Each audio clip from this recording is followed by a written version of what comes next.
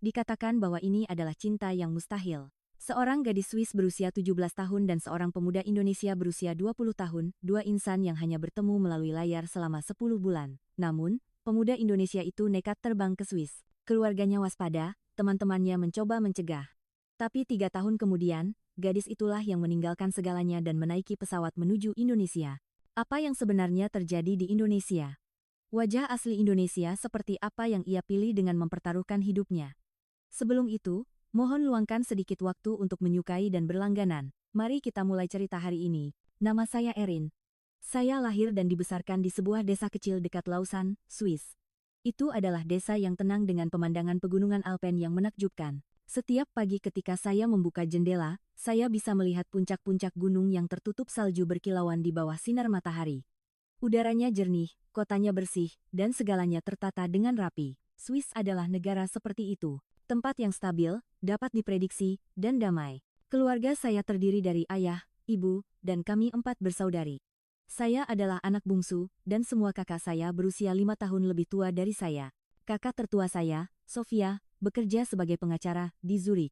Kakak kedua, Isabel, adalah seorang dokter anak di sebuah rumah sakit besar di Jenewa. Dan kakak ketiga saya, Clara, bekerja sebagai analis keuangan di sebuah bank di Lausanne. Mereka semua cerdas dan menjalani kehidupan yang sukses. Setiap kali ada pertemuan keluarga, kisah sukses kakak-kakak saya selalu menjadi topik utama. Sofia baru saja mendapat tawaran dari firma hukum besar. Jurnal penelitian Isabel diterbitkan di jurnal internasional. Clara dipromosikan menjadi manajer tim. Mendengar percakapan seperti itu, saya selalu merasa kecil. Saya tidak memiliki rekam jejak yang cemerlang atau prestasi akademis yang luar biasa. Ayah saya bekerja di bank daerah selama lebih dari 30 tahun. Ia seorang yang jujur dan bertanggung jawab. Setiap pagi ia berangkat dari rumah tepat pukul 07.30 dan pulang pukul 18.00. Di akhir pekan, ia akan merawat taman atau membaca koran. Ibu saya adalah seorang guru yang telah mengajar anak-anak di sekolah dasar selama 25 tahun. Ia adalah wanita yang hangat dan sabar. Setiap malam, ibu dengan sepenuh hati menyiapkan makan malam untuk seluruh keluarga. Keluarga kami adalah keluarga kelas menengah yang biasa, tetapi kami bahagia. Setiap malam kami semua berkumpul untuk makan, dan di meja makan kami akan berbicara tentang apa yang terjadi hari itu. Apa yang kamu lakukan di sekolah hari ini? Apakah ada hal menarik di tempat kerja? Percakapan sepele seperti itulah yang menyatukan keluarga kami. Di akhir pekan, kami akan berjalan-jalan di sepanjang tepi danau. Pemandangan angsa-angsa yang berenang dengan anggun di atas danau dengan pegunungan Alpen di kejauhan, itulah seluruh dunia yang saya kenal. Sejak kecil, saya sangat tertarik pada memasak. Saya tidak ingat persis kapan, tapi mungkin sekitar usia 6 tahun. Setiap kali ibu menyiapkan makan malam di dapur, saya akan menyeret kursi dan mengamatinya. Ibu, ini apa? Kenapa ibu memasukkan itu? Saya terus-menerus bertanya. Ibu tidak pernah merasa terganggu dan menjelaskan satu persatu. Ini rosemary. Kalau dimasukkan ke dalam masakan daging, aromanya akan lebih harum. Ini tim, dan ini basil. Sejak usia 12 tahun, saya mulai memasak hidangan sederhana sendiri. Yang pertama saya buat adalah telur dadar. Saya memecahkan telur, menambahkan susu, membumbuinya dengan garam dan merica, lalu menuangkannya ke wajan. Saya salah mengatur api dan satu sisinya sedikit gosong, tapi itu adalah masakan pertama yang saya buat dengan tangan saya sendiri. Saya masih ingat perasaan hangat di dada ketika keluarga saya memakannya dengan lahap. Saat masuk SMP, saya mulai serius membaca buku masak.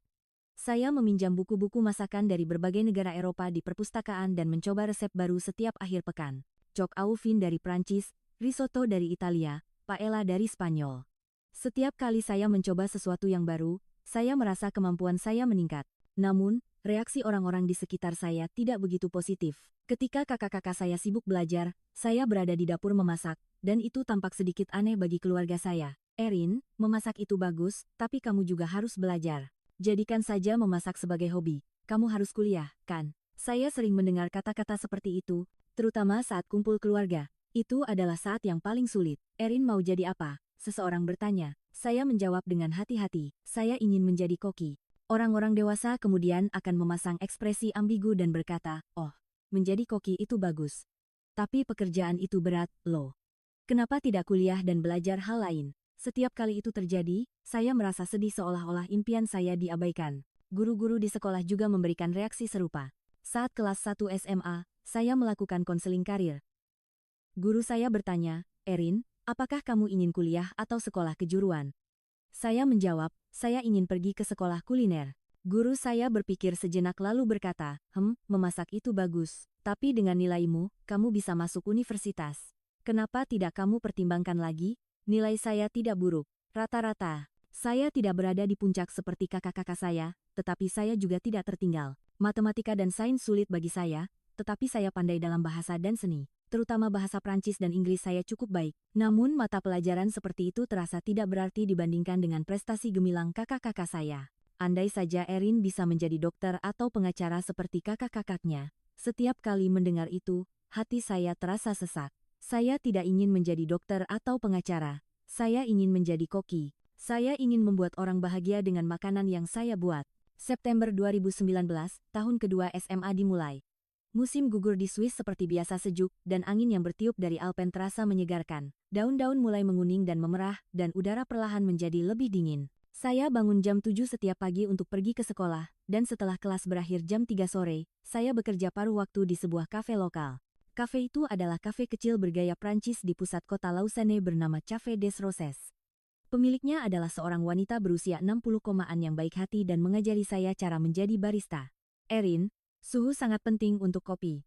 Terlalu panas akan membuatnya pahit, dan terlalu dingin tidak akan enak. Sambil belajar membuat kopi, saya juga menjadi tertarik pada minuman. Bekerja di kafe itu menyenangkan. Saya menikmati mengobrol dengan pelanggan, membuatkan mereka kopi yang lezat, dan mendengar mereka berkata, "Terima kasih, ini enak." Gaji per jamnya tidak tinggi, tetapi itu adalah sesuatu yang saya sukai dan saya bisa mendapatkan pengalaman. Di akhir pekan, saya akan berjalan-jalan di tepi danau, atau menonton film bersama teman-teman saya. Sahabat terbaik saya adalah Martha. Martha sekelas dengan saya dan sangat pandai matematika. Dia berencana untuk mengambil jurusan teknik di universitas. Erin, kamu mau kuliah juga? Tanya Martha suatu hari. Ya, aku akan masuk sekolah kuliner. Wow, keren sekali.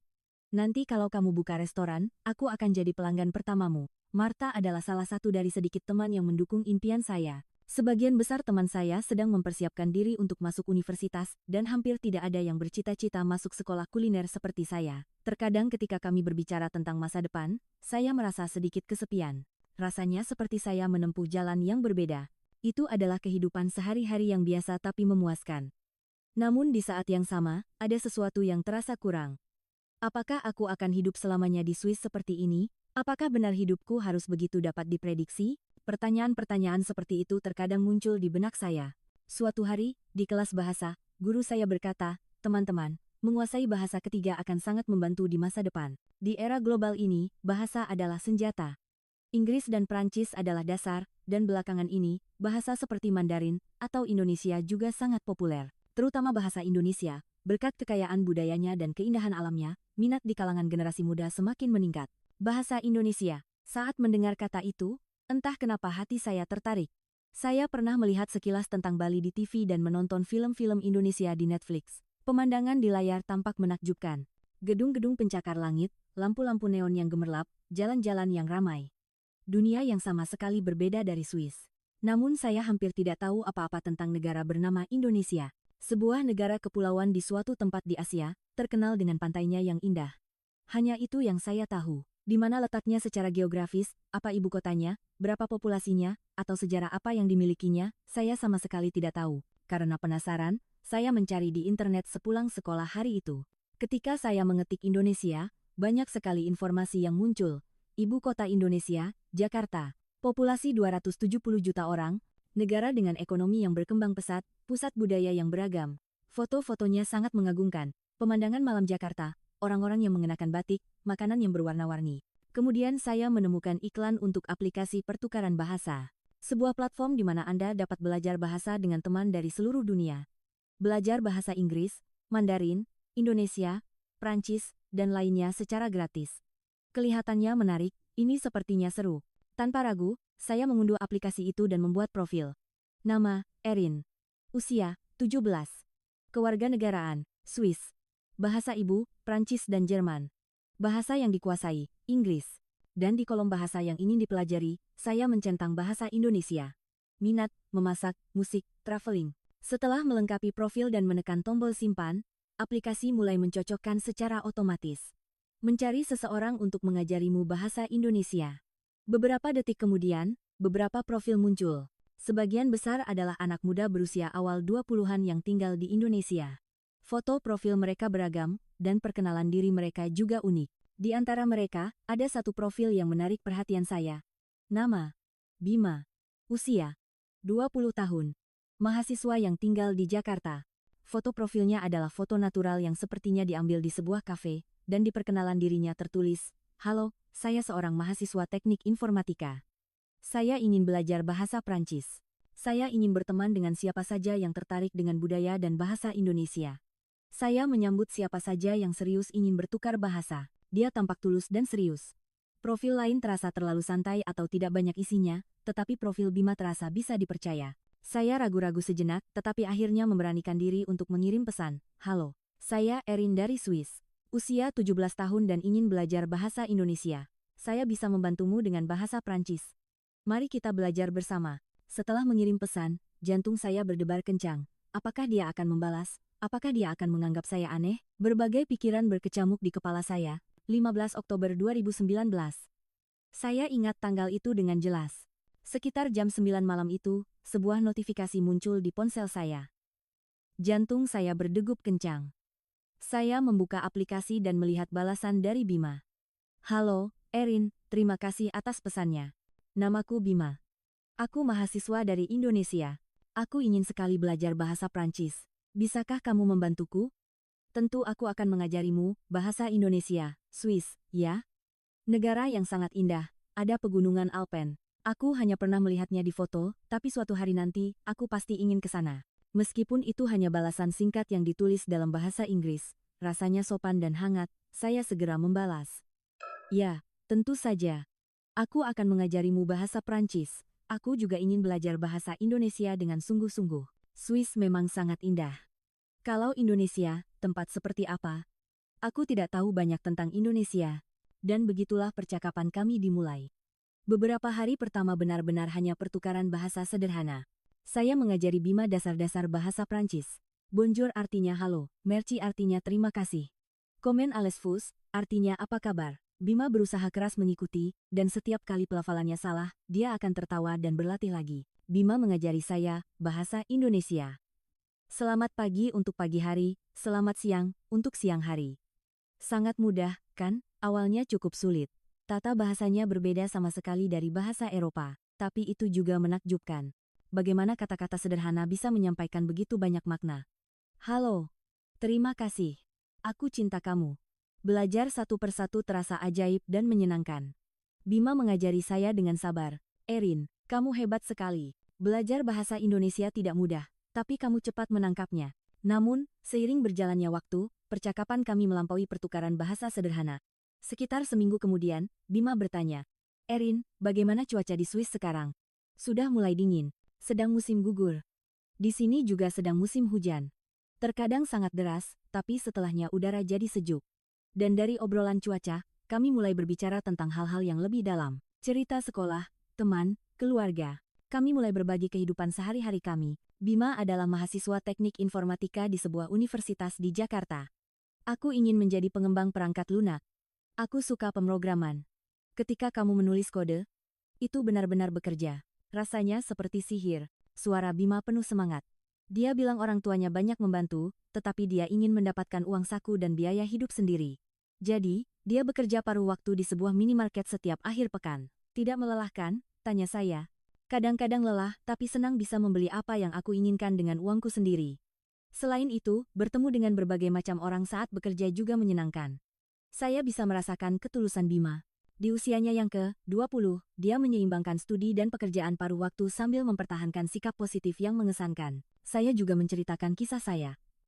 Keinginan saya untuk menjadi koki, ketakutan saya untuk menempuh jalan yang berbeda dari harapan orang lain, dan stres karena dibandingkan dengan kakak-kakak saya. Semua orang menyuruhku kuliah, tapi aku ingin belajar memasak. Tapi kadang-kadang aku khawatir aku membuat pilihan yang salah. Bima mendengarkan dengan serius dan menyemangati saya. "Erin, mimpimu adalah milikmu. Kamu tidak perlu memenuhi harapan orang lain. Yang terpenting adalah melakukan apa yang kamu sukai. Menurutku, menjadi koki adalah profesi yang sangat keren. Itu adalah pekerjaan yang membuat orang bahagia, kan?" Kata-kata itu sangat menghibur saya. Saya bersyukur ada seseorang yang mengerti saya dan berada di pihak saya. Meskipun keluarga dan teman-teman saya mencintai saya, terkadang saya tidak merasa mereka benar-benar mendukung impian saya dari hati. Tapi Bima berbeda. Setiap malam kami mengobrol. Karena perbedaan waktu, Bima biasanya mengirim pesan di pagi hari, dan saya di malam hari. Ada perbedaan waktu 6 jam antara Swiss dan Jakarta. Jika saya mengirim pesan jam 9 malam, Bima akan menerimanya jam 3 pagi keesokan harinya. Tapi Bima akan membalas begitu dia bangun. Komunikasi kami berlanjut tanpa henti, setiap hari. Di akhir pekan, kami mengobrol lebih lama. Kami juga mulai melakukan panggilan video. Saat pertama kali melakukan panggilan video, saya sangat gugup. Halo, Erin. Bima di layar tersenyum cerah. Dia terlihat lebih tampan daripada di foto profilnya. Halo, Bima. Saya balas tersenyum. Melalui panggilan video, kami menjadi lebih dekat.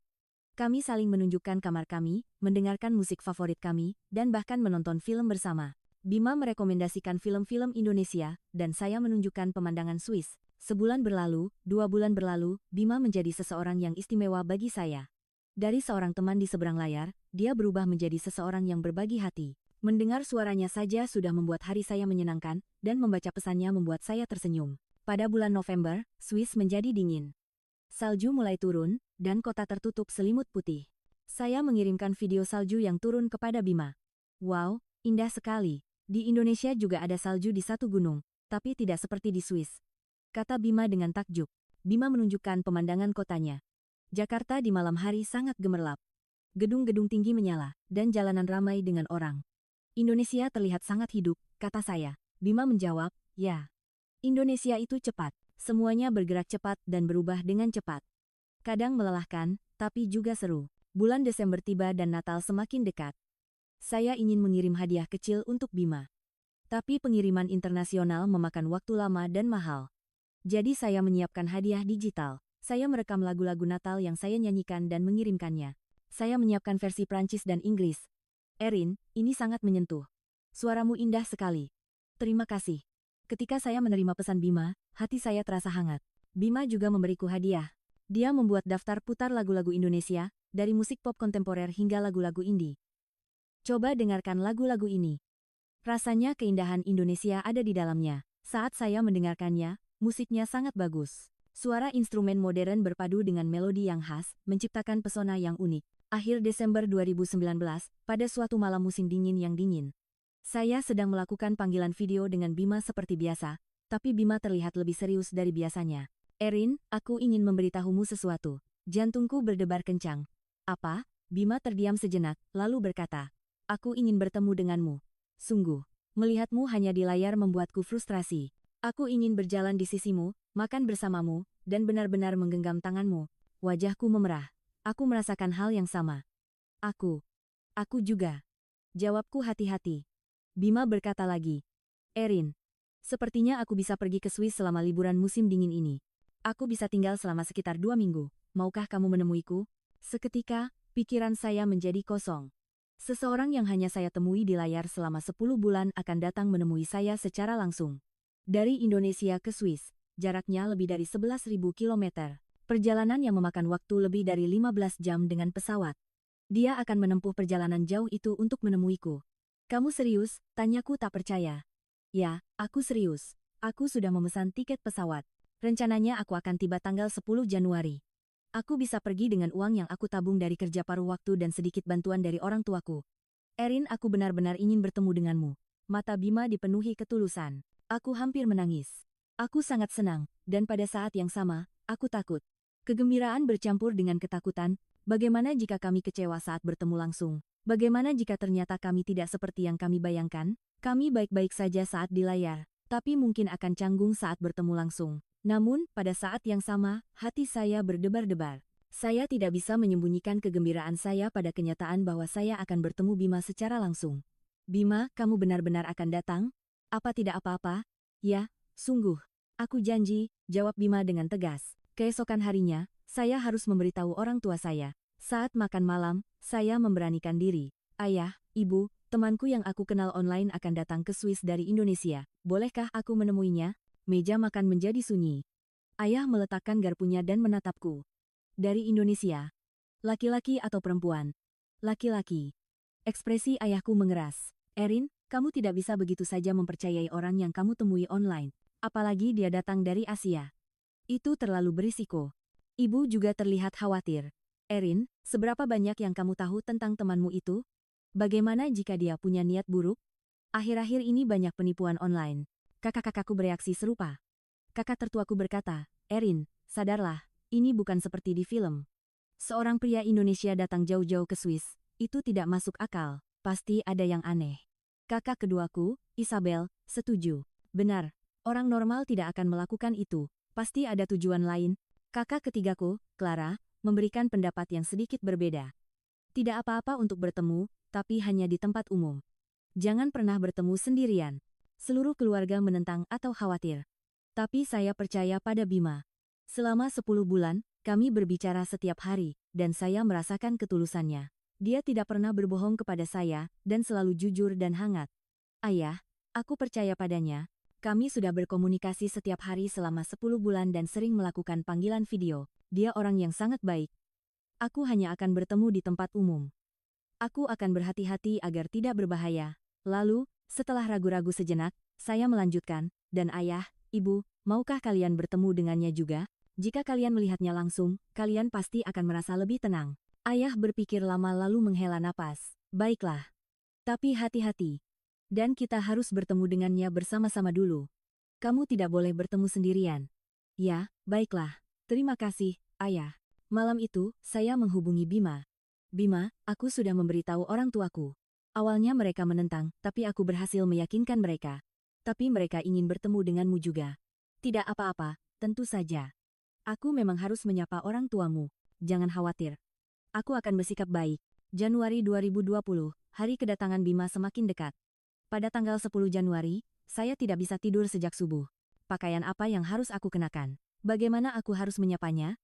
Bagaimana dengan rambutku? Berbagai pikiran berkecamuk di kepala saya. Pukul 8 pagi, saya berdiri di depan lemari selama lebih dari 1 jam. Terlalu mencolok akan terlihat aneh, dan terlalu biasa akan terlihat membosankan. Akhirnya, saya mengenakan sweater rajut hitam sederhana dan celana jeans. Riasan saya juga tipis. Saya menatap cermin dan berkata pada diri sendiri, Erin, tenanglah. Bima sudah menyukaimu apa adanya. Bersikaplah alami. Pesawat Bima dijadwalkan tiba di Bandara Jenewa pada pukul 2 siang. Ayah ikut mengantar saya ke bandara.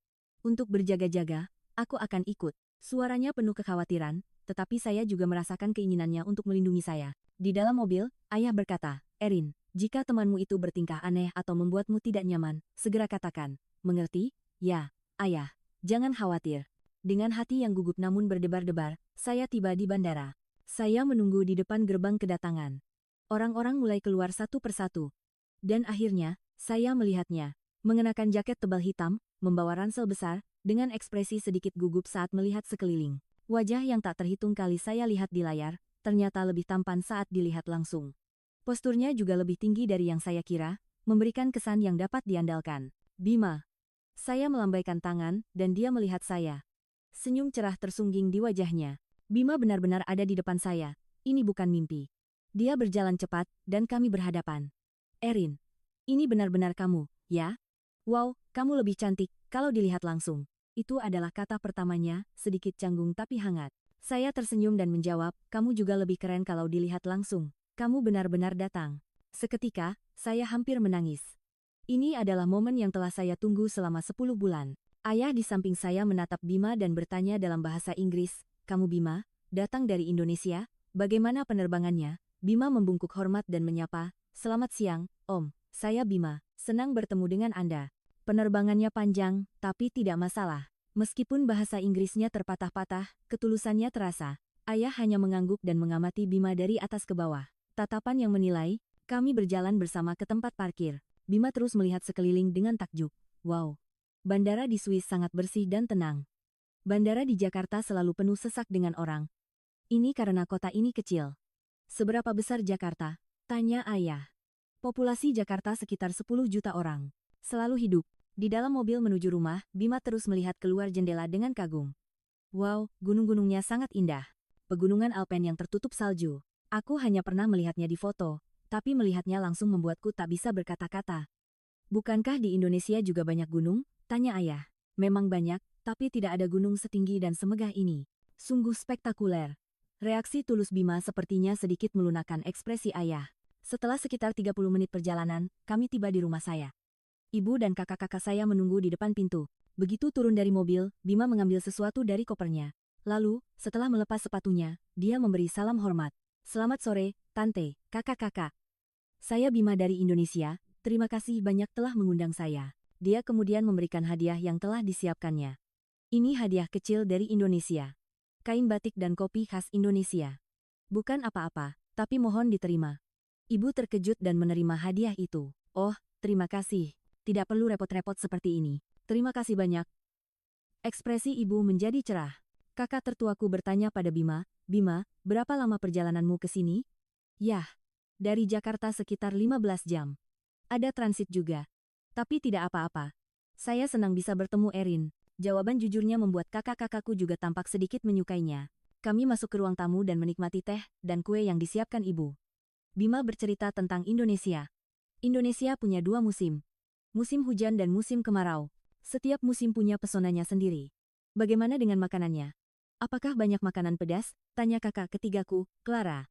Itu mungkin citra makanan Thailand. Masakan Indonesia lebih mengutamakan keseimbangan rasa. Ada nasi goreng, rendang, sate. Nanti aku akan buatkan masakan Indonesia untuk Erin. Bima tersenyum padaku. Waktu makan malam tiba. Ibu menyajikan hidangan tradisional Swiss, fondue, keju leleh yang dimakan dengan mencelupkan roti. Bima penasaran dengan makanan yang baru pertama kali dilihatnya. Ini fondue, ya? Ya, tusuk roti dengan garpu seperti ini. Lalu celupkan ke keju, kataku sambil mencontohkan. Bima mengikutinya. Oh, ini enak sekali, kejunya lembut sekali. Di Indonesia tidak banyak masakan seperti ini. Selama makan, Bima juga bercerita tentang etiket makan di Indonesia. Di Indonesia, kami biasanya makan dengan tangan kanan atau dengan sendok dan garpu. Kami juga selalu berdoa sebelum mulai makan. Ayah mendengarkan dengan penuh minat. Bima, kamu kan mahasiswa. Jurusan apa? Teknik informatika, Om. Saya ingin menjadi pengembang perangkat lunak. Sekarang saya juga bekerja paruh waktu di minimarket setiap akhir pekan untuk menambah uang saku. Tidak sulit, harus belajar sambil bekerja. Kadang-kadang lelah, tapi saya merasa puas bisa menghasilkan uang sendiri. Selain itu, saya tidak ingin terlalu membebani orang tua. Jawaban tulus Bima membuat ekspresi ayah semakin melunak. Setelah makan, kami terus mengobrol di ruang tamu. Kakak-kakakku bertanya tentang budaya populer di Indonesia, dan Bima menjelaskan dengan antusias. Ibu menunjukkan minat pada masakan Indonesia, dan Bima menjelaskan cara membuat soto ayam secara sederhana. Sekitar jam 9 malam, Bima bangkit dan berkata, "Terima kasih banyak untuk hari ini. Saya harus kembali ke hotel sekarang. Saya khawatir akan merepotkan jika terlalu lama di sini." "Di mana kamu memesan hotel?" tanya ayah. "Sebuah hotel kecil di pusat kota Lausan. Jaraknya sekitar 15 menit berjalan kaki." "Biar aku antar," kata ayah sambil mengambil kunci mobil. Di dalam mobil menuju hotel, ayah berkata pada Bima, "Bima, perjalananmu ke sini pasti melelahkan. Sampai jumpa besok." "Baik, Om.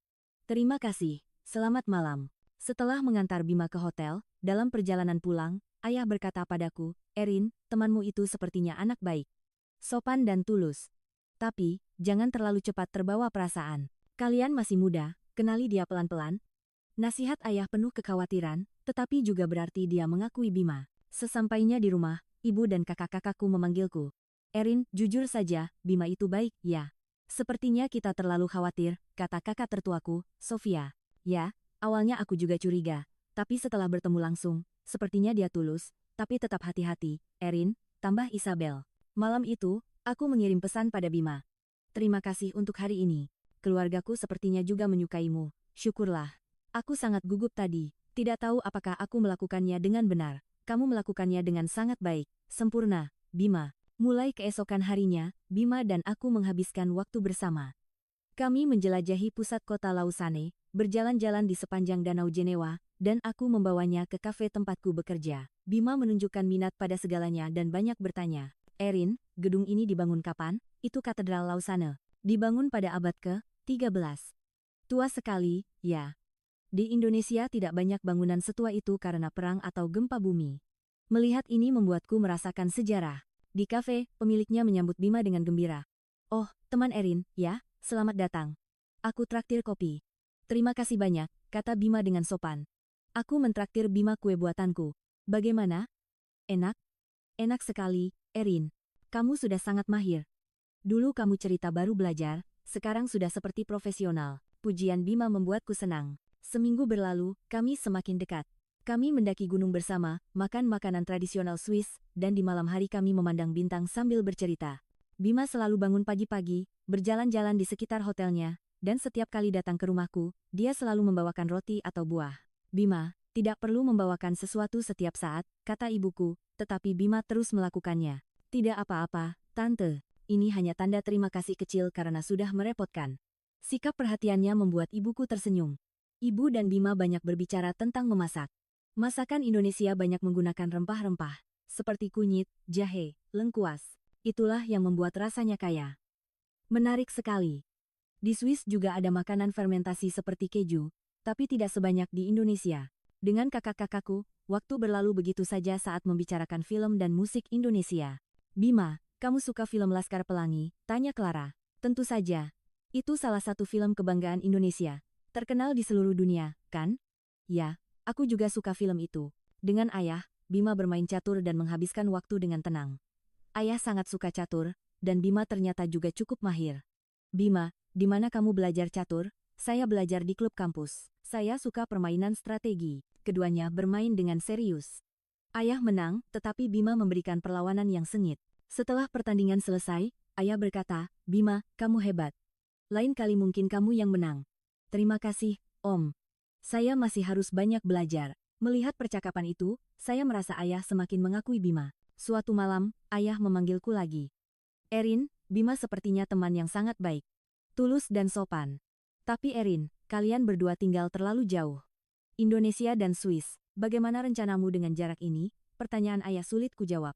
Aku tidak tahu, ayah. Tapi untuk saat ini, aku hanya bahagia bersamanya. Aku mengerti. Tapi kamu juga harus memikirkan masalah praktis.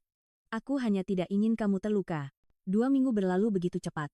Setiap hari sangat berharga, dan setiap momen terasa istimewa.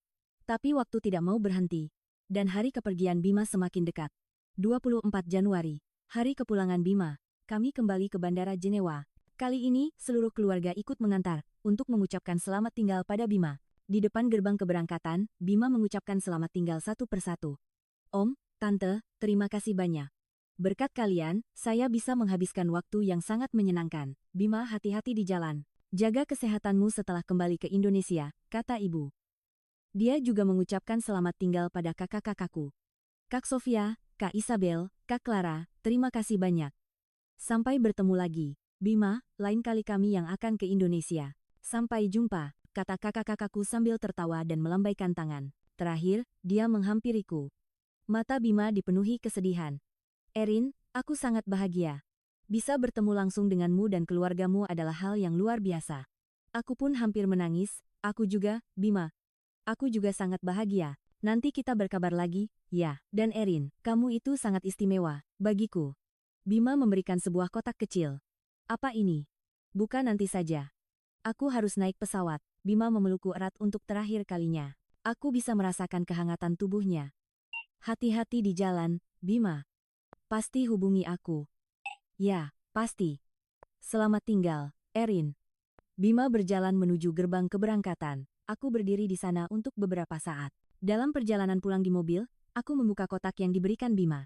Di dalamnya ada sebuah kalung kecil, kalung perak dengan desain sederhana, tetapi di liontinnya terukir tulisan kecil, bersamamu, Bima. Air mataku langsung tumpah. Ternyata dia sudah menyiapkan hadiah yang begitu berharga. Aku segera mengenakan kalung itu. Dan aku mengirim fotonya pada Bima. Terima kasih banyak. Akan aku jaga seumur hidup. Setelah dia pergi, aku merasa hampa. Meskipun hanya 2 minggu, waktu yang kuhabiskan bersamanya adalah salah satu momen paling bahagia dalam hidupku. Saat kembali ke rumah dan masuk ke kamar, foto-foto kami bersama Bima langsung terlihat. Foto-foto di Danau Jenewa, di gunung, di kafe. Kami kembali melanjutkan percakapan online, tapi kali ini berbeda. Perasaan kami satu sama lain semakin dalam, dan rasa rindu pun jauh lebih besar. Erin, aku sangat merindukanmu. Swiss terasa seperti mimpi. Aku bertanya-tanya apakah itu benar-benar terjadi. Aku juga. Rasanya aneh Bima pernah ada di sini. Aku ingin bertemu lagi, Bima. Maret 2020. Dunia tiba-tiba berubah. Virus bernama COVID-19 melanda seluruh dunia. Virus yang dimulai di Tiongkok ini dengan cepat menyebar ke Eropa dan seluruh dunia. Perbatasan mulai ditutup dan perjalanan dilarang. Swiss memberlakukan lockdown dan sekolah-sekolah ditutup. Bima dan aku tidak bisa bertemu lagi. Erin, aku berencana pergi lagi liburan musim panas ini, tapi semua penerbangan dibatalkan. Aku tidak tahu kapan kita bisa bertemu lagi. Suara Bima terdengar putus asa. Aku pun merasakan hal yang sama. Aku juga ingin sekali pergi ke Indonesia, tapi sekarang tidak mungkin. Namun, kami tidak menyerah. Kami saling menyemangati melalui panggilan video setiap hari. Pandemi berlangsung lebih lama dari yang diperkirakan. Sepanjang tahun 2020 dan hingga awal 2021, perbatasan tetap ditutup. Selama periode itu, saya lulus SMA dan masuk sekolah kuliner. Saya mulai belajar memasak secara formal. Sekolah kuliner sangat menyenangkan. Meskipun banyak kelas online, saat praktik saya bisa memasak secara langsung. Masakan Prancis, Italia, Spanyol, saya belajar berbagai masakan Eropa, dan kemampuan saya meningkat pesat. Saya mengirimkan foto masakan saya pada Bima. Hari ini aku membuat chok au vin. Bagaimana? Wow, kelihatannya enak sekali. Aku juga mau coba. Erin, nanti buatkan untukku ya. Tentu, pasti akan kubuatkan. Bima juga lulus kuliah. Pada Februari 2021, Bima mendapatkan gelar sarjana teknik informatika dan segera mulai mencari pekerjaan. Erin, aku baru saja wawancara. Di sebuah perusahaan elektronik besar, hasilnya keluar minggu depan. Semoga berhasil. Kamu pasti bisa, Bima. Bima diterima. Dia akan bekerja sebagai pengembang perangkat lunak di Departemen Semikonduktor sebuah perusahaan besar di Jakarta. Erin, aku diterima. Aku sudah jadi pekerja kantoran sekarang. Kegembiraan Bima terasa bahkan melalui layar. Selamat, aku sangat bangga padamu. Kami tumbuh di tempat kami masing-masing. Tetapi kenyataan bahwa kami tidak bisa bertemu tetap menyakitkan. Hanya melihat melalui layar ada batasnya. Pada paruh kedua tahun 2021, perbatasan mulai dibuka sedikit demi sedikit. Vaksinasi dimulai, dan pembatasan perjalanan perlahan-lahan dilonggarkan. Erin, sepertinya aku bisa pergi lagi musim dingin ini. Aku sudah divaksin dan sudah mengajukan cuti di kantor. Benarkah? Sungguh? Desember tahun 2021, Bima kembali mengunjungi Swiss. Kali ini, dia bisa tinggal selama 3 minggu. Ini adalah pertemuan kembali setelah hampir 2 tahun. Ketika saya melihat Bima di bandara, saya berlari dan memeluknya. Aku rindu sekali. Aku juga, sangat merindukanmu, Erin. Kunjungan kali ini berbeda dari yang pertama. Keluarga saya sudah memperlakukan Bima seperti teman, seperti keluarga. Bima, selamat datang kembali. Sudah lama tidak bertemu, kata ibu dengan senyum cerah. Kakak-kakakku juga menyapanya dengan gembira. 3 minggu yang kami habiskan bersama benar-benar bahagia. Kami juga merayakan Natal bersama. Bima ikut serta dalam makan malam Natal tradisional keluarga kami dan bertukar hadiah. Bima memberikan hadiah yang dibawanya dari Indonesia untuk semua anggota keluarga. Selama kunjungan itu, Bima bertanya dengan serius. Erin, apakah kamu pernah berpikir untuk datang ke Indonesia? Aku ingin menunjukkan tempat tinggalku. Tempat kerjaku, teman-temanku, aku ingin menunjukkan semuanya tentang Indonesia padamu. Indonesia. Negara itu masih terasa sedikit jauh bagiku. Tapi jika bersama Bima, aku tidak takut. Ya, aku ingin pergi. Aku sangat penasaran dengan tempat tinggal Bima. Tapi bagaimana caranya? Visa turis kan hanya sebentar. Ada program pertukaran budaya dan kerja. Kamu bisa tinggal dan bekerja di Indonesia selama setahun. Coba saja ajukan program pertukaran budaya. Saya mulai mencari tahu tentang program itu. Awal tahun 2022, saya mengajukan visa untuk program tersebut ke Indonesia. Saya menyiapkan dokumen, mendapatkan surat keterangan saldo bank, dan mengisi formulir aplikasi. Lalu saya memberitahu orang tua saya. Ayah, ibu, saya ingin pergi ke Indonesia. Selama setahun dengan visa program pertukaran budaya, awalnya orang tua saya menentang. Erin, Indonesia itu terlalu jauh. Bagaimana jika terjadi sesuatu padamu di sana? Lagi pula, kamu tidak bisa bahasanya. Ibu, saya sudah belajar bahasa Indonesia. Saya bisa percakapan dasar, dan ada Bima juga. Saya ingin pengalaman baru, saya ingin mencoba hidup di negara lain dan mengalami budaya lain.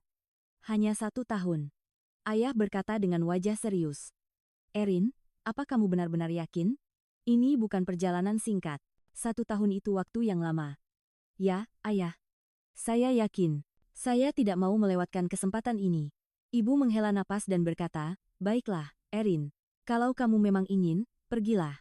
Tapi jika ada bahaya atau kesulitan, kapan saja kamu bisa pulang. Mengerti? Ya, ibu. Terima kasih. Kakak-kakakku juga mendukung. Erin, pergilah. Dapatkan banyak pengalaman berharga. Oh, dan tolong belikan kosmetik Indonesia, ya. Canda kakak ketigaku, Clara. Kami semua tertawa. 20 Juni 2022. Akhirnya saya tiba di Bandara Internasional Soekarno-Hatta. Momen di mana tantangan baru saya di usia 20 tahun dimulai. Sejak turun dari pesawat, semuanya terasa baru. Bandara itu sangat besar, jauh lebih besar dari Bandara Jenewa, dan orang-orangnya juga jauh lebih banyak. Tapi yang mengejutkan, semuanya teratur. Petunjuk arah tersedia dalam bahasa Indonesia, Inggris, dan bahasa lainnya, jadi mudah untuk menemukan jalan. Sambil menunggu di imigrasi, saya melihat sekeliling.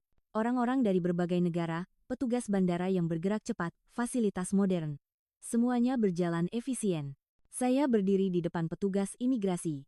Petugas memeriksa paspor dan visa saya. Apa tujuan Anda datang ke Indonesia? Program pertukaran budaya? Saya berencana tinggal selama 1 tahun. Anda bisa berbahasa Indonesia? Sedikit. Saya sedang belajar. Petugas tersenyum dan memberikan stempel. Selamat datang. Semoga menikmati tinggal di Indonesia. Terima kasih. Akhirnya, saya menginjakkan kaki di tanah Indonesia. Saat keluar dari bandara, Bima sudah menunggu.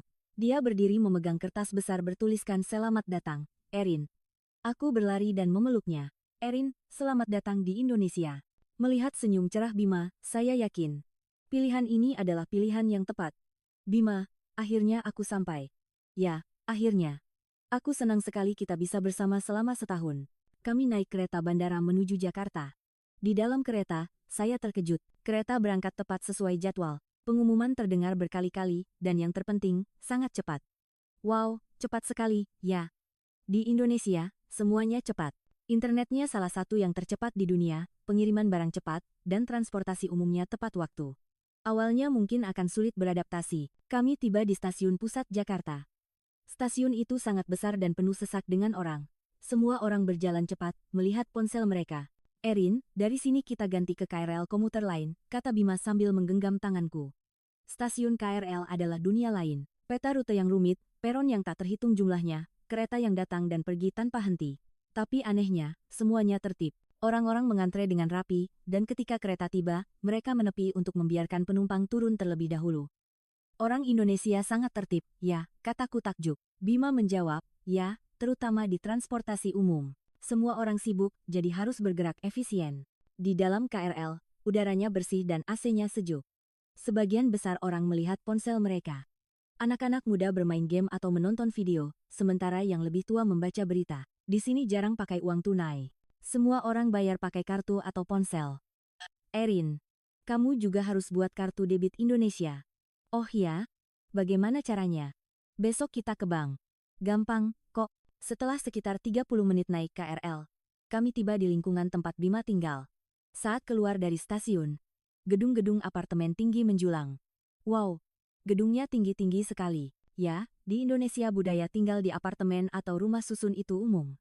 Sebagian besar orang tinggal di sana. Tempat tinggal Bima adalah sebuah apartemen tipe studio. Tidak besar, tapi bersih dan tertata rapi. Dapur kecil, kamar mandi, dan ruang tamu merangkap kamar tidur. Dari jendela terlihat gedung-gedung lain. Istirahat dulu di sini. Kamu pasti lelah. Ya, sedikit. Aku tidak bisa tidur nyenyak di pesawat. Tidurlah sebentar. Nanti kita pergi makan malam. Saya berbaring di tempat tidur dan langsung tertidur karena lelah. Sore harinya, Bima membangunkanku. Erin, bangun. Ayo makan malam. Coba masakan Indonesia. Oke, ayo. Kami pergi ke sebuah warung makan di dekat situ. Itu adalah warung makan kecil tapi suasananya hangat. Mau makan apa? Nasi goreng, sate, atau gado-gado? Bima menjelaskan menunya. Aku mau coba nasi goreng. Tak lama kemudian, nasi goreng datang. Nasi yang digoreng dengan berbagai bumbu, telur mata sapi, dan kerupuk di sampingnya. Makan dengan sendok dan garpu seperti ini, Bima mencontohkan, dan aku mengikutinya. Begitu satu suap masuk ke mulut, berbagai rasa menyebar. Enak, kan? Masakan Indonesia itu rasanya kompleks. Beberapa bahan berpadu harmonis. Setelah makan, kami berjalan-jalan di sekitar.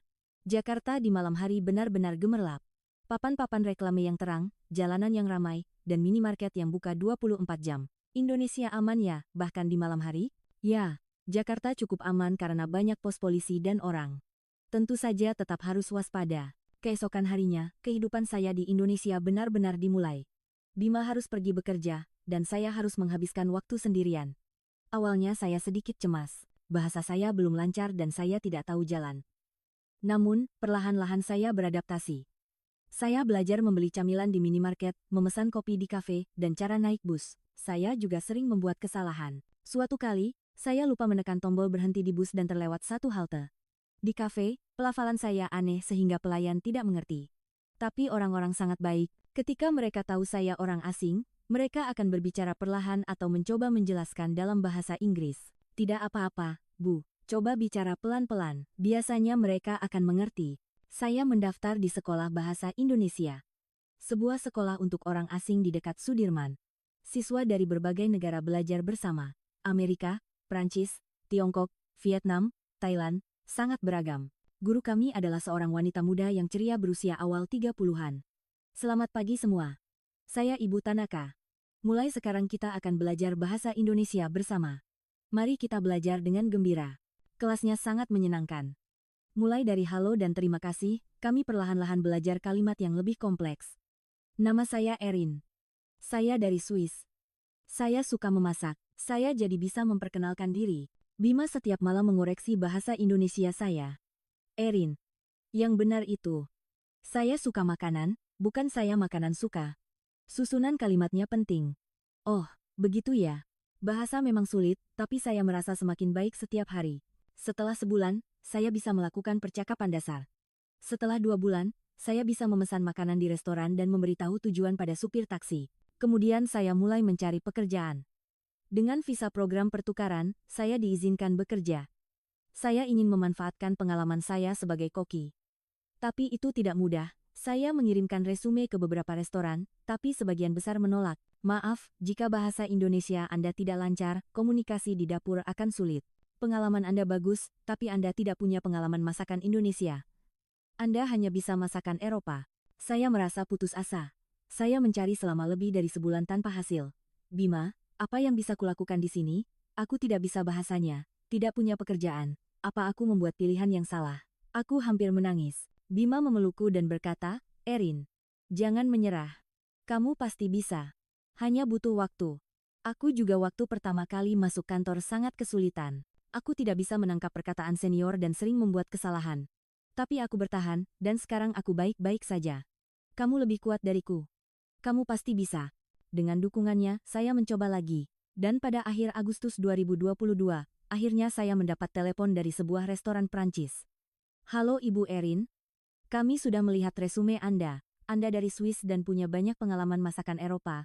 Restoran kami utamanya menyajikan masakan Prancis. Jika Anda tertarik, bisakah Anda datang untuk wawancara? Saya sangat senang. Saya segera pergi untuk wawancara. Restoran itu berada di kawasan Senopati dan suasananya mewah. Kepala kokinya adalah seorang pria berusia 50-an yang pernah bekerja di Prancis selama 10 tahun. Ibu Erin, masakan apa yang paling Anda kuasai? Masakan Prancis tradisional. Seperti coq au vin, bouillabaisse, ratatouille. Dan saya juga mahir masakan Swiss. Bagus. Coba buatkan satu masakan untuk tes. Saya memutuskan untuk membuat coq au vin. Saya merendam ayam dengan anggur merah, menumis bacon, jamur, dan bawang, lalu merebusnya dalam waktu lama. Kepala koki mengamati gerakan tangan saya dan mencicipi masakan yang sudah jadi. Bagus. Gaya Prancis otentik. Rasanya juga luar biasa. Ibu Erin, maukah Anda mulai sebagai pekerja paruh waktu dulu? Apakah bisa bekerja di akhir pekan? Ya, bisa. Terima kasih banyak. Meskipun hanya paruh waktu, itu adalah pekerjaan pertama saya di Indonesia. Akhirnya saya bisa bekerja di Indonesia. Malam itu, saya memberitahukan kabar gembira pada Bima. Bima, aku dapat pekerjaan. Selamat, Erin. Sudah kubilang, kan? Kamu pasti bisa. Sambil bekerja di restoran, saya belajar tentang budaya kerja di Indonesia. Saya harus menggunakan bahasa formal kepada atasan, dan panggilan juga penting. Pak Koki, Mas, Mbak. Semua orang dipanggil dengan sebutan yang berbeda. Awalnya terasa canggung, tapi rekan kerja saya dengan baik hati menjelaskan. Erin, di Indonesia, usia dan senioritas itu penting. Gunakan bahasa yang sopan pada senior, dan jangan ragu bertanya jika ada yang perlu dipelajari. Semua orang akan mengajarimu. Kepala koki sangat tegas, tapi adil. Erin, bumbu bouillabaisse ini sepertinya kurang kuat. Coba cicipi lagi. Baik, Pak. Saya mencicipi lagi dan menyesuaikannya. Nah, begini lebih baik. Bagus. Setiap kali mendapat pujian, saya merasa puas. Itu membuktikan bahwa saya bisa diakui di Indonesia. Suatu hari, kepala koki bertanya, Erin, kamu bisa masak masakan Swiss, kan? Ya, tentu saja. Saya mahir membuat raclette, fondue, dan rosti. Kalau begitu, bagaimana kalau kita buat menu spesial masakan Swiss di akhir pekan? Saya rasa pelanggan akan suka sesuatu yang baru. Saya sangat bersemangat. Ini adalah kesempatan untuk menunjukkan keahlian saya. Benarkah? Terima kasih banyak, Pak Koki. Selama akhir pekan, saya menyiapkan 3 hidangan tradisional, Swiss, cheese fondue, rosti, panekuk kentang, dan krim meringue. Banyak pelanggan yang memesan menu itu. Wow, masakan Swiss? Jarang ada. Coba, yuk. Dapur menjadi sibuk, dan saya memasak dengan sekuat tenaga. Reaksi pelanggan sangat positif. Ini enak sekali. Saya tidak tahu masakan Swiss seenak ini. Kejunya sangat gurih. Setiap kali pelayan menyampaikan reaksi pelanggan, saya tersenyum. Kepala Koki juga tampak puas. Erin, ini sukses besar. Reaksi pelanggan sangat bagus. Mari kita sesekali buat masakan Swiss lagi. Berkat kamu, restoran kita jadi lebih bervariasi. Hari itu, untuk pertama kalinya saya merasa benar-benar diakui di Indonesia. Kenyataan bahwa saya bisa membuat orang senang dengan apa yang saya miliki. Itu memberi saya kepercayaan diri yang besar. Waktu berlalu, dan saya semakin beradaptasi dengan kehidupan di Indonesia. Bahasa Indonesia saya membaik, dan saya mendapatkan teman-teman asing dari sekolah bahasa, rekan kerja di restoran, dan teman-teman Bima. Dunia saya semakin luas saat bertemu dengan berbagai macam orang. Bima dan saya, setiap akhir pekan, pergi ke berbagai tempat di Jakarta. Kota Tua, Monas, Senayan, Kemang. Setiap daerah punya pesonanya sendiri. Bima, di Indonesia tradisi dan modernitas benar-benar berpadu, ya. Di sebelah gedung tua ada gedung pencakar langit terbaru. Benar. Itulah pesona Indonesia, cepat berubah, tapi juga berusaha menjaga tradisi. Saat musim hujan tiba, kehijauan di Indonesia sangat indah. Saya dan Bima pergi ke puncak, dan seluruh perbukitan diselimuti kabut dan warna hijau yang subur. Wow, indah sekali, ya, musim hujan di Indonesia itu istimewa. Semuanya jadi tampak segar. September 2022, Bima bertanya dengan serius. Erin, maukah kamu menikah denganku? Lamaran yang tiba-tiba itu membuatku bingung. Sekarang, bukankah terlalu cepat? Kita masih. Bima menggenggam tanganku. Aku yakin. Aku ingin bersamamu selamanya. Tentu saja tidak harus sekarang, tapi hatiku berkata begitu. Visa program pertukaranmu hanya setahun, kan? Setelah itu, apakah kamu akan tinggal di Indonesia atau kembali ke Swiss? Itu adalah masalah yang juga sedang saya pikirkan. Visa saya berlaku hingga Juni 2023. Setelah itu apa yang harus saya lakukan? Apakah saya harus kembali ke Swiss? Atau mencari cara untuk tetap tinggal di Indonesia? Bima, aku juga ingin bersamamu. Tapi pernikahan adalah keputusan besar. Aku harus bicara dengan orang tuaku, dan masalah visa juga harus diselesaikan. Aku tahu. Makanya aku bilang kita persiapkan pelan-pelan. Kita mulai merencanakannya dari sekarang. Erin, aku serius. Mata Bima dipenuhi ketulusan. Aku juga mencintai Bima. Aku ingin menghabiskan sisa hidupku dengan orang ini. Baiklah, ayo kita menikah. Tapi kita siapkan dengan benar. Kita bicara dengan orang tua kita dan membuat rencana. Kami berbicara dengan orang tua kami melalui panggilan video. Di Swiss sedang sore, di Indonesia sudah larut malam, tapi kami harus membicarakan hal penting ini. Ayah, Ibu, ada yang ingin ku bicarakan? Ada apa, Erin? Aku akan menikah dengan Bima. Di seberang layar, saya bisa melihat ekspresi orang tua saya menegang. Ayah terdiam lama, lalu berkata, Erin, apa kamu benar-benar yakin? Apa kamu akan tinggal di Indonesia selamanya? Bagaimana dengan Swiss, dengan keluarga? Ayah, saya yakin, saya mencintai Bima. Saya ingin tinggal di Indonesia. Tentu saya akan merindukan keluarga. Tapi kita akan bisa sesekali berkunjung. Ibu juga tampak khawatir. Erin, apa kamu bahagia di sana? Apa Indonesia benar-benar tempat yang kamu inginkan untuk tinggal? Ya. Ibu. Saya bahagia di sini. Saya punya pekerjaan, punya teman, dan ada Bima. Indonesia sudah seperti rumah saya sekarang. Setelah percakapan panjang, akhirnya orang tua saya merestui. Baiklah, Erin, jika kamu bahagia, kami juga ikut senang. Bima, tolong jaga putri kami. Baik, Om, saya akan membuat Erin bahagia, kata Bima sambil menundukkan kepala ke arah layar. Awal tahun 2023, kami secara resmi memulai persiapan pernikahan. Proses pengajuan visa pasangan di Indonesia dimulai. Ternyata dokumennya lebih banyak dari yang saya kira. Surat nikah, surat keterangan penghasilan, surat keterangan sehat, surat keterangan catatan kepolisian, surat keterangan domisili, rekening koran bank. Menyiapkan satu persatu tidaklah mudah. Kami harus pergi ke kedutaan Swiss dan berkali-kali ke kantor imigrasi. Bima baru bekerja setahun lebih, jadi penghasilannya tidak begitu besar.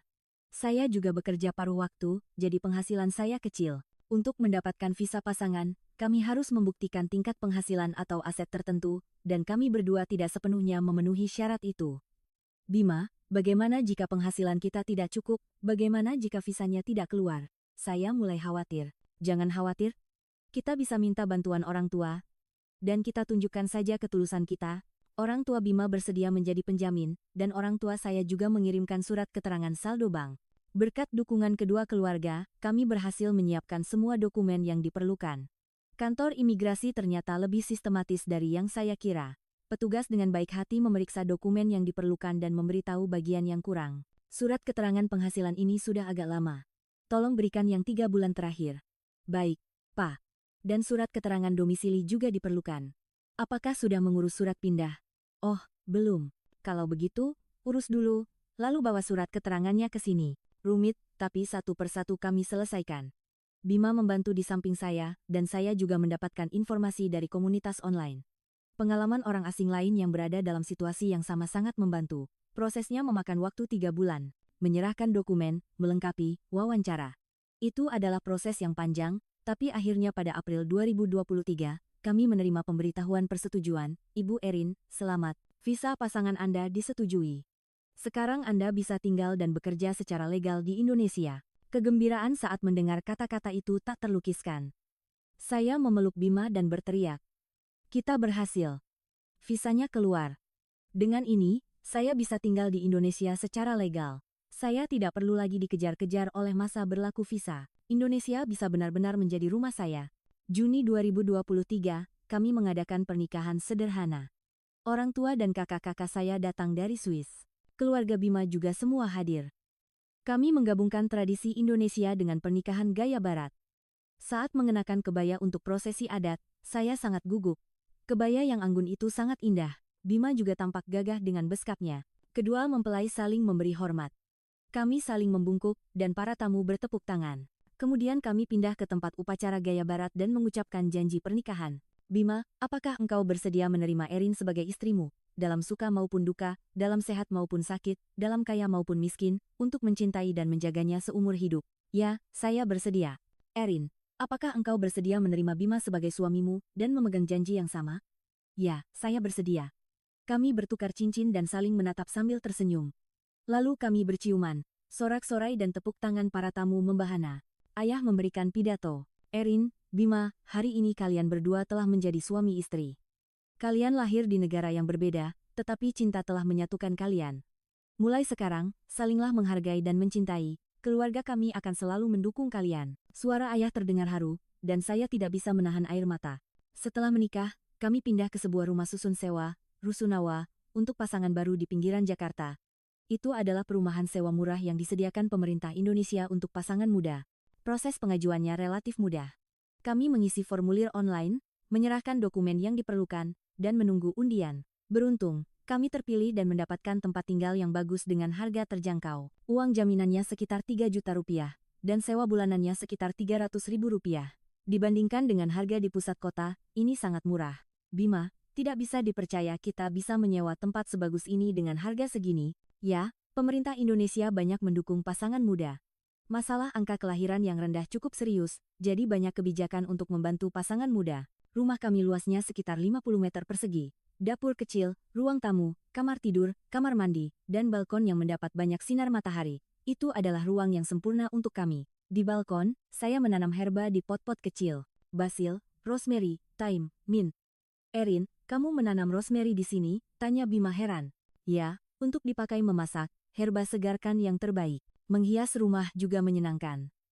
Kami pergi ke IKEA untuk membeli perabotan, membeli pernak-pernik kecil, dan perlahan-lahan menciptakan ruang kami sendiri. Di dinding, kami menggantung foto-foto yang diambil di Swiss dan Indonesia.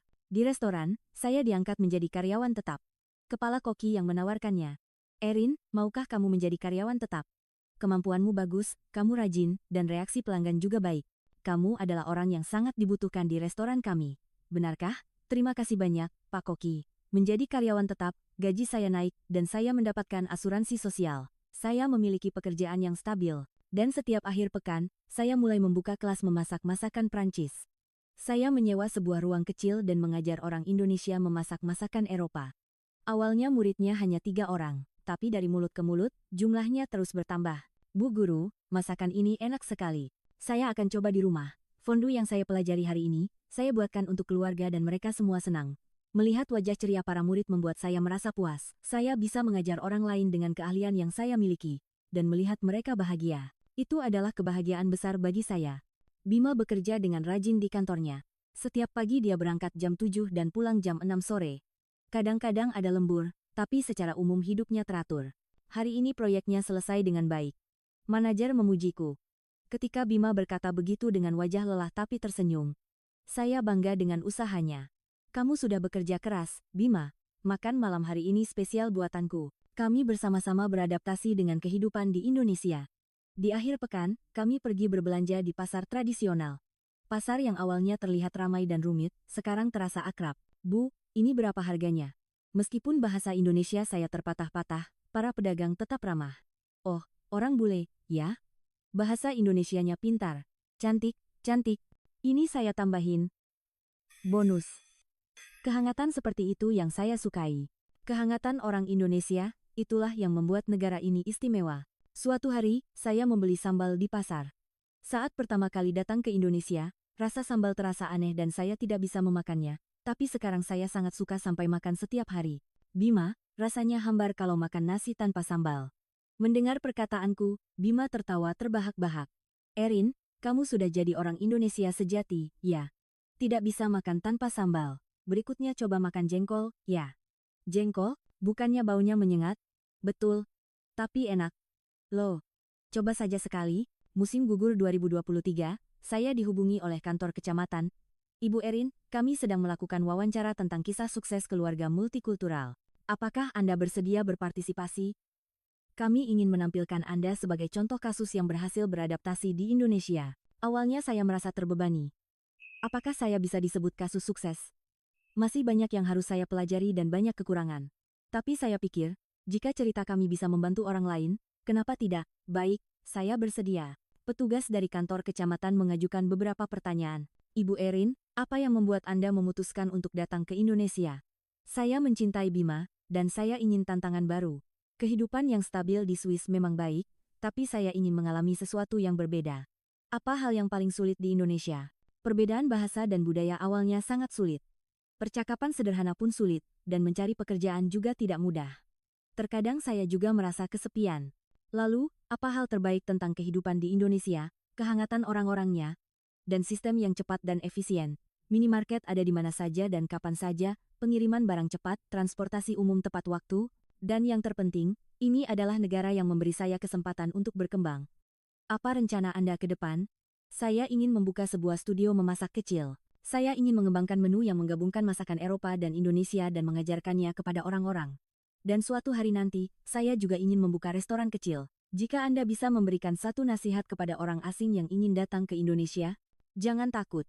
Tantangan baru selalu menakutkan, tapi sepadan. Indonesia adalah negara yang sangat baik jika Anda menerimanya dengan hati terbuka.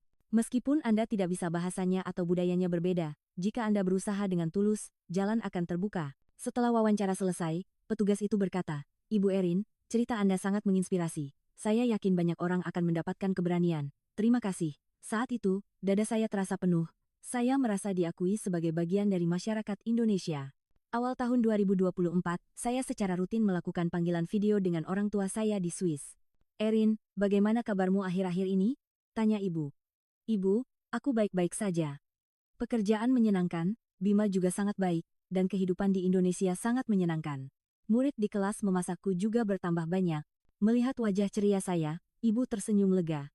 Kami senang jika kamu bahagia. Kesehatanmu baik-baik saja? Ya, baik-baik saja. Saya juga rutin periksa kesehatan. Sistem kesehatan di Indonesia sangat bagus. Berkat BPJS Kesehatan, biaya rumah sakit juga terjangkau. Ayah bertanya dengan nada bercanda. Erin, bisa kirimkan rendang tidak? Ayah coba waktu pernikahanmu dan rasanya enak sekali. Di sini tidak ada yang jual. Saya terkejut. Benarkah, Ayah? Ayah suka rendang? Ayah tertawa. Ya, awalnya sedikit aneh, tapi jadi kepikiran terus. Masakan Indonesia unik dan enak. Lain kali kalau kami ke Indonesia, ajak kami ke tempat makan yang enak, ya. Tentu saja, saya tahu banyak tempat makan enak. Nanti kalau ayah dan ibu datang, saya akan ajak keliling Jakarta. Percakapan dengan keluarga selalu membuat saya bahagia. Kakak-kakak saya juga mulai menunjukkan minat pada Indonesia. Erin, bolehkah kami pergi ke Indonesia liburan musim panas nanti? Kami ingin jalan-jalan di Jakarta, tanya Clara. Tentu saja boleh. Nanti kalau kakak-kakak datang, aku akan jadi pemandu wisata. Di Indonesia banyak sekali yang bisa dilihat. Ada monumen, tempat belanja, dan makanannya enak-enak sekali. Kakak tertuaku, Sofia, juga menunjukkan minat. Erin, bagaimana sistem hukum di Indonesia? Aku ingin belajar sedikit. Aku tidak tahu banyak, tapi dari pengalamanku, sistemnya transparan dan efisien. Waktu mengurus visa, prosedurnya jelas. Perubahan pada keluarga saya membuat saya sangat senang. Pilihan saya yang awalnya dianggap gila, sekarang memberikan pengaruh positif bagi seluruh keluarga. Indonesia bukan lagi negara yang jauh, bagi keluarga saya, Indonesia telah menjadi negara yang akrab dan dekat. Musim semi 2024, saya mulai merencanakan pembukaan studio memasak secara serius. Menyewa ruang kecil, melengkapi peralatan dapur, dan mendaftarkan usaha secara resmi. Bima juga mendukung secara aktif. Aku ingin melihat mimpimu terwujud, Erin. Katakan saja jika ada yang bisa kubantu. Aku bisa bantu membuat rencana bisnis. Saya mulai melakukan riset pasar. Daerah mana yang bagus, menu apa yang akan diajarkan, berapa biaya kursus yang sesuai. Satu persatu saya membuat rencana. Bagaimana kalau kita mengembangkan menu yang menggabungkan masakan Eropa dan Indonesia? Misalnya, krep Prancis dengan isian teh hijau, atau pasta Italia dengan saus mentai khas Jepang. Bima memberikan ide, dan menurutku itu menarik. Oh, ide bagus. Masakan fusi, pertemuan timur dan barat. Sepertinya seru. Saya mulai mengembangkan resep baru. Banyak percobaan dan kegagalan, tapi perlahan-lahan menu-menu yang luar biasa lahir. Saat ini, saya bahagia di Indonesia. Tinggal di rumah kecil bersama Bima, melakukan pekerjaan memasak yang saya cintai, dan bertemu orang-orang baru. Tentu ada hari-hari yang sulit, tapi setiap kali itu terjadi, Bima ada di samping saya, dan orang-orang di sekitar saya menyemangati saya. Bahasa Indonesia saya juga sudah cukup lancar. Saya bisa menawar harga di pasar dan bercanda dengan teman-teman. Bu Erin, bahasa Indonesianya sudah bagus sekali, ya. Pelafalannya juga bagus, tidak kelihatan seperti orang asing. Setiap kali mendengar kata-kata seperti itu, hati saya terasa penuh. Sudah 2 tahun berlalu sejak saya datang ke Indonesia. Jika saya melihat ke belakang, banyak sekali yang telah terjadi. Ada saat-saat sulit, tapi saat-saat bahagia jauh lebih banyak. Bahasa Indonesia yang dulu terasa asing, kini saya gunakan dengan nyaman, dan saya juga menerima budaya Indonesia secara alami. Yang paling mengejutkan saya adalah keterbukaan negara Indonesia. Negara ini menyambut saya, seorang asing, dengan hangat, memberikan kesempatan, dan membantu saya untuk tumbuh bersama. Awalnya saya datang ke sini hanya karena Bima, tapi sekarang Indonesia telah menjadi tanah air kedua pilihan saya. Tentu saja, Indonesia tidak sempurna. Persaingan ketat, dan keseimbangan antara pekerjaan dan kehidupan terkadang sulit. Terkadang sulit untuk beradaptasi dengan kecepatan yang tinggi, dan terkadang saya merindukan suasana santai di Swiss. Tetapi di tengah kesulitan itu, orang Indonesia saling membantu dan berusaha untuk tumbuh bersama. Budaya yang mengutamakan efisiensi terkadang membebani, tetapi di sisi lain, pekerjaan berjalan cepat dan hasilnya bisa dilihat dengan cepat. Dan yang terpenting, negara ini adalah negara yang terus berubah dan berkembang. Indonesia 10 tahun yang lalu dan Indonesia sekarang berbeda, dan Indonesia sekarang dan 10 tahun lagi juga akan berbeda. Saya suka dinamika itu. Suatu malam, saya berjalan-jalan dengan Bima di sepanjang kawasan Ancol. Pemandangan malam Jakarta di seberang laut sangat indah. Lampu-lampu yang berkilauan, mobil-mobil yang melintas di jalan tol, orang-orang yang berjalan-jalan, anak-anak muda yang minum bir di tepi pantai. Semuanya terasa hidup. Bima, terima kasih, kataku tiba-tiba. Untuk apa? Bima memiringkan kepalanya. Karena telah membawaku ke Indonesia, menunjukkan dunia baru, dan mengubah hidupku. Jika bukan karenamu, aku mungkin masih berada di Swiss, hanya merenung. Bima menggenggam tanganku erat. Erin, aku juga berterima kasih. Karena kamu telah masuk ke dalam hidupku, memberanikan diri datang jauh-jauh ke Indonesia, dan mau bersama-sama. Kamu adalah hadiah terbaik dalam hidupku. Kami terdiam sejenak sambil memandang laut. Angin berhembus, dan saya menarik napas dalam-dalam. Udara Indonesia, malam Indonesia, segala sesuatu tentang Indonesia. Tidak lagi terasa asing. Terasa nyaman seperti di rumah. Terakhir, saya ingin mengatakan kepada Anda yang mendengarkan cerita ini, hidup ini benar-benar tidak dapat diprediksi. Di usia 17 tahun, saya tidak pernah bermimpi akan tinggal di Indonesia. Saya tidak pernah berpikir bahwa seorang pria yang saya temui di sebuah aplikasi akan mengubah hidup saya sepenuhnya. Tetapi jika Anda membuka hati dan menerima hal-hal baru, hal-hal luar biasa akan terjadi. Saya memberanikan diri naik pesawat ke Indonesia, dan itu menjadi keputusan terbaik dalam hidup saya. Apakah Anda saat ini ragu-ragu tentang Indonesia? Apakah Anda takut dengan budaya yang asing? Khawatir dengan bahasanya? Saya juga awalnya begitu, tetapi sekarang jika saya melihat ke belakang, ketakutan itu sepadan dengan tantangannya. Ketulusan mengalahkan jarak, ketulusan juga mengalahkan budaya dan bahasa. Kisah saya dan Bima adalah buktinya. Dua orang yang terpisah 11.000 kilometer bertemu, jatuh cinta, dan membangun kehidupan baru bersama. Bagi saya, Indonesia bukan sekadar negara tempat tinggal. Ini adalah tanah air kedua, tanah tempat saya tumbuh, dan panggung untuk mewujudkan impian saya. Negara ini menyambut saya dengan hangat, memberi saya kesempatan, dan membantu saya tumbuh bersama. Tentu saja tidak semuanya sempurna. Ada banyak saat-saat sulit dan saat-saat ingin menyerah. Tetapi semua momen itu membuat saya lebih kuat dan menjadi diri saya yang sekarang. Apakah Anda saat ini sedang mencintai seseorang? Apakah Anda ragu-ragu untuk mencoba tantangan baru? Saya harap cerita saya bisa menjadi sedikit penyemangat. Jangan takut, pergilah ke tempat hati Anda menuntun Anda. Jika Anda melakukannya dengan tulus, jalan akan terbuka. Saya Erin. Lahir di Swiss, tetapi terlahir kembali di Indonesia. Dan sekarang saya bisa dengan bangga mengatakan, saya mencintai Indonesia. Negara ini, budaya ini, orang-orang ini, telah membuat saya istimewa. Datanglah ke Indonesia, dan alamilah sendiri, kehangatan, dinamisme, dan keindahan negara ini. Hidup Anda juga bisa berubah. Seperti saya, Bima dan saya akan terus melangkah maju menuju impian kami bersama.